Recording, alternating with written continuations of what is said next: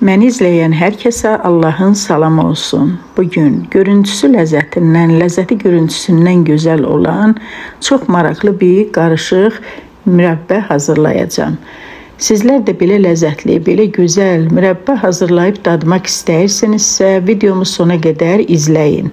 Əməyə hörmət olaraq bəyəni düyməsini basıb öz gözəl yorumlarınızı bildirməyi də unutmayın. İçərisində olan bu ağların da nə olduğunu bilmək istəyirsinizsə, videomu dəqiq izləsəniz biləcəksiniz.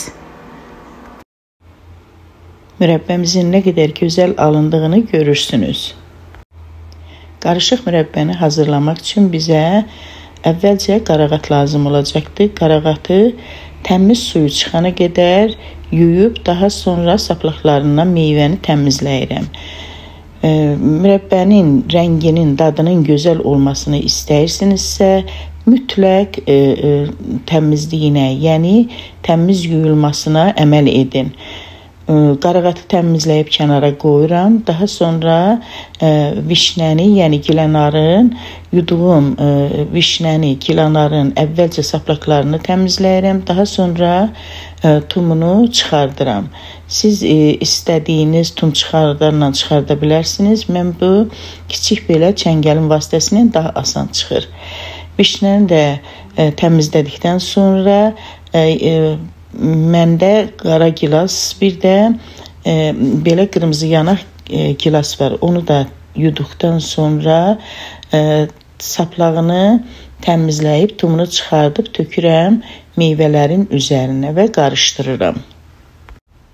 Keçirəm meyvəmizin şirəsini hazırlamağa. Meyvəni təmizlədikdən sonra çəkirəm. Mənim burada 2 kilo yarım meyvəm var. Ona görə də böyük ləyənin içərisinə 2 kilo yarım şəkər tozu əlavə edirəm.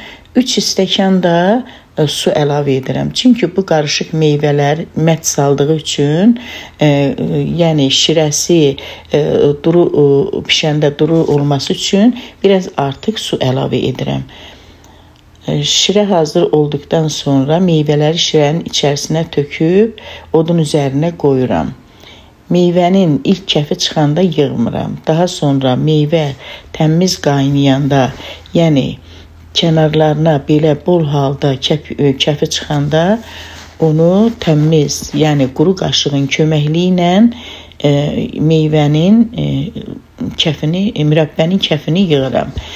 Mürəbbə bişirəndə mütləq bəzi püf nöqtələr var ki, ona əməl etmək lazımdır.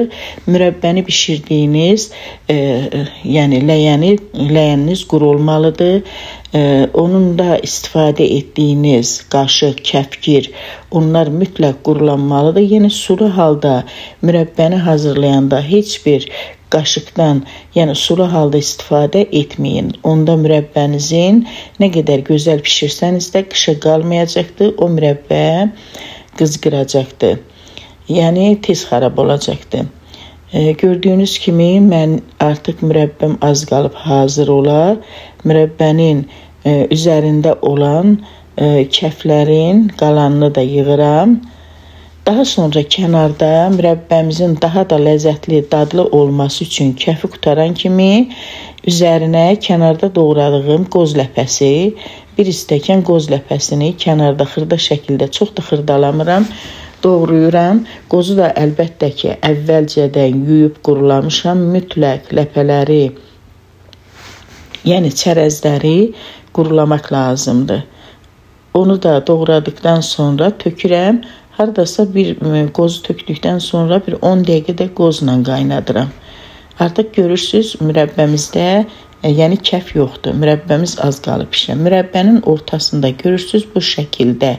Bax belə şarik əmələ gələndə, yəni belə köpük olanda mürəbbədən tökürəm boşqabın, quru boşqabın içərisinə və onu 2 dəqiqə saxlayıb süzürəm. Əgər mürəbbə mət şəklində, yəni qatı mət şəklində süzülürsə, demək ki, mürəbbə hazırdır.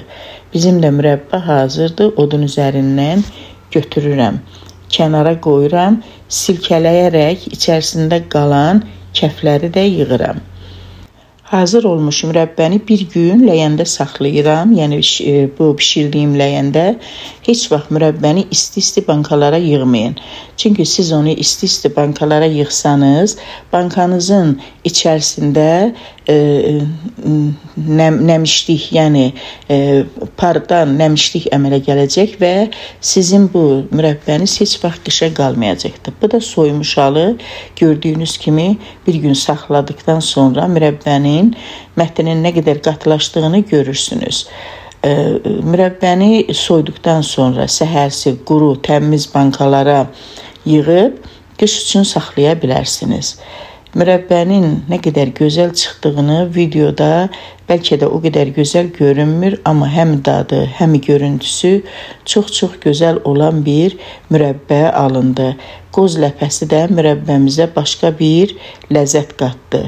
Sizlər də hazırlayın. Hazırlayıb dadan hər kəsə indidən nuş olsun deyirəm.